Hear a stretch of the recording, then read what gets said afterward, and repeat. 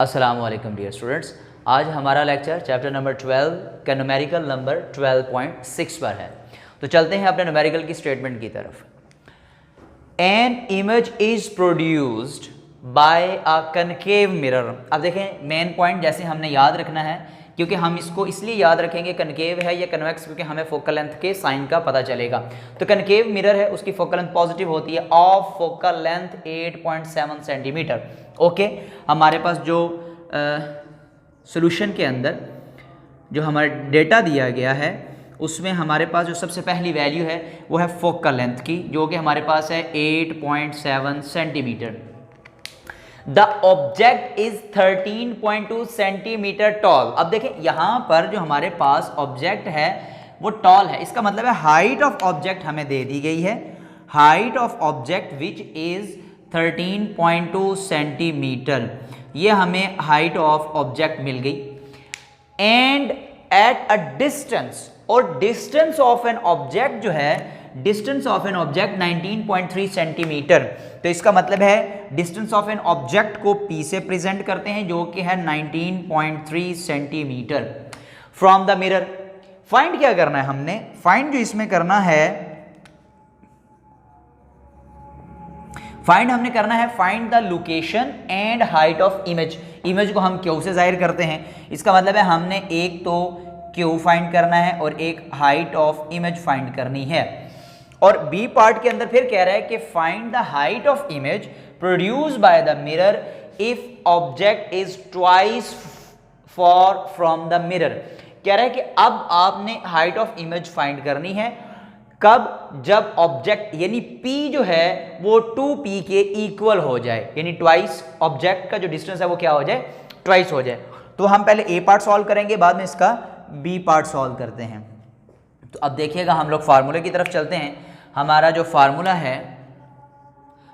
है हमारे पास 1/f is equal to 1/p plus 1/q। अब देखिए 1/f की हमारे पास क्या वैल्यू है? 1/8.7 is equal to 1/p। p की जो हमारे पास वैल्यू है वो है 19.3 और प्लस 1/q। q को हमने फाइंड करना है।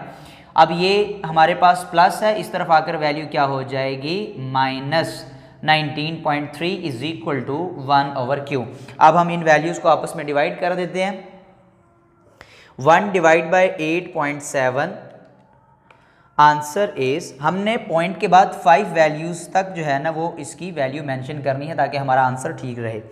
1 डिवाइड बाय 19.3, तो आंसर हमारे पास आया 0.05181 इज इक्वल टू 1/q।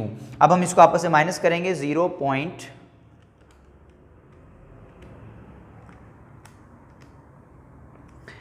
तो हम 0.11494 माइनस 0.05181 करेंगे, तो आंसर आया 0.06313 is equal to 1/q।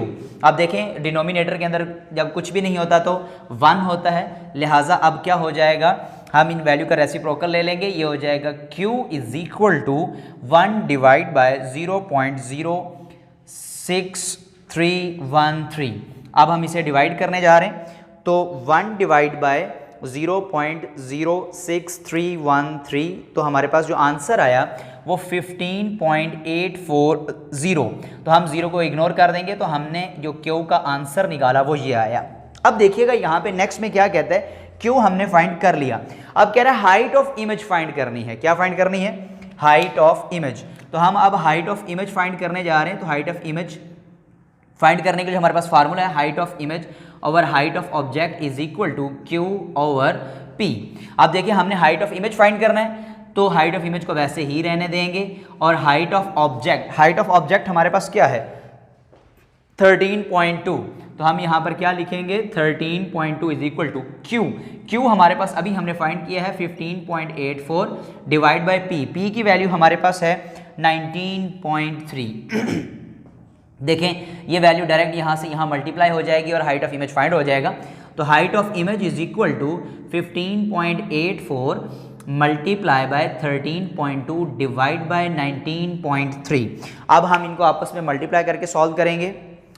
15.84 multiply 13.2, answer is, हमारे पास जो यहाँ पे आंसर आया वो क्या आ रहा है, 15.84 multiply 13.2, answer is 209.088 divide by 19.3।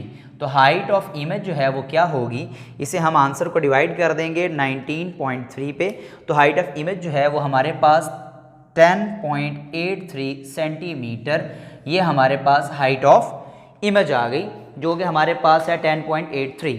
अब इसका लास्ट जो बी पार्ट है उसमें क्या कह रहा है, आपने क्या फाइंड करना है, अब आपको कह रहा है कि आपने हाइट ऑफ इमेज फाइंड करनी है जब p जो है वो 2p के बराबर हो जाए। तो फार्मूला एज इट इज यही रहेगा, height of image over height of object is equal to q over p।